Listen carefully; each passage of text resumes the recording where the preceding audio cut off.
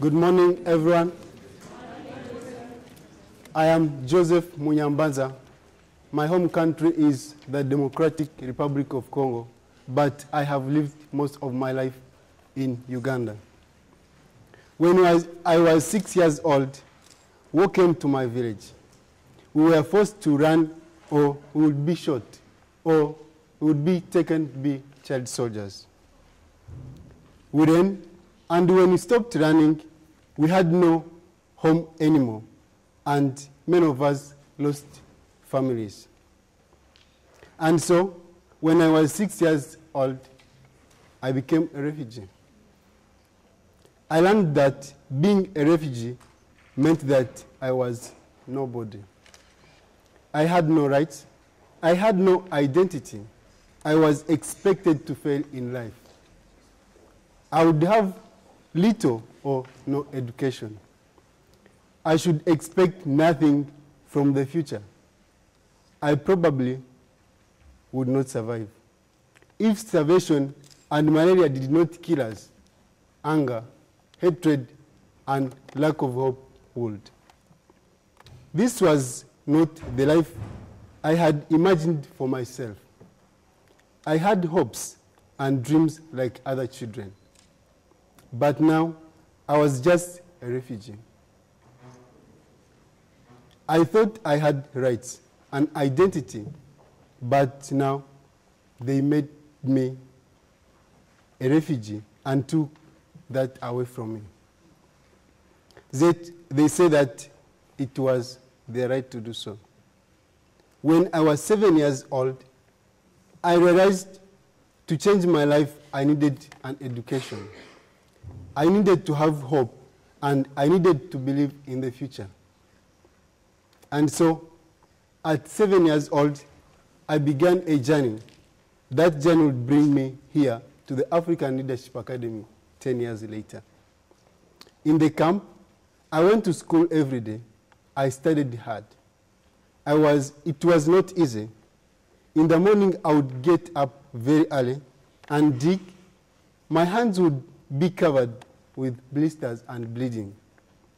Then I would go to school. Often I was hungry. We had little food. Sometimes we had no food. Until I came here, I never knew how to have a full stomach.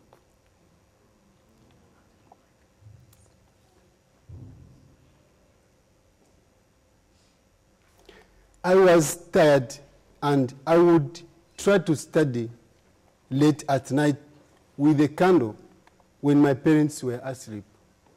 Life was not easy, but I was one of the lucky ones. School brought me happiness and motivation. School gave me hope. There were sad moments in my life, but I was determined to be strong, determined to help myself and to help people in the camp to have a better life and show the world that we are not disposable just because we are refugees.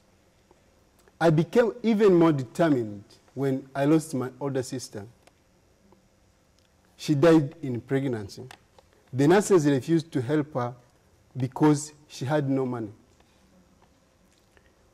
We are refugees, but we are people, and we deserve to be treated with humanity, not to be dismissed and left to die because we are poor. I decided I would work hard on my education and become a doctor, not to escape the refugee camp, but so I would return to help people like my sister. As I became a teenager, I met some other boys who thought like me, and together we formed a club called Koboras. We had a vision. The name represents different countries, as we had refugees from Congo, Burundi, Uganda, Rwanda, and Sudan. Our aim is to work together, not only in the refugee camps, for we understand that most African countries, we understand that most Africans have problems, not just refugees. we found out that the best way to create change was to bring the youth together. There were many children, there were many challenges to address, and education was the most important. We did not have money to pay school fees, but we encouraged those who dropped out of school to go back. And we raised money by digging for people during the day. We decided to buy textbooks, which would help many children at once, and began tutoring programs. Students in the camp did not have quality education, and so we revised with them and created a mentoring program. Grades began to improve, and more children were attending school. By the time I was 17 years old, just 3 years later, we had opened 2 hostels in the neighboring town to enable students to go to high school and have a place to stay. Sometimes we had no food. We struggled to get money for fees and rent. Many have become ill with malaria, and some of our friends have died. But we all share a vision and work relentlessly to achieve it.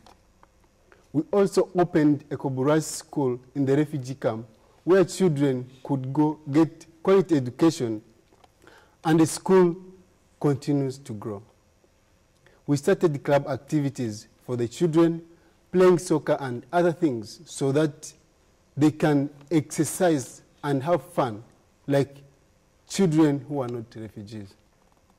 We are always seeking ways to be more self-sustaining, to not always depend on help from others. We have a cooperate with a small farm and even a small restaurant now.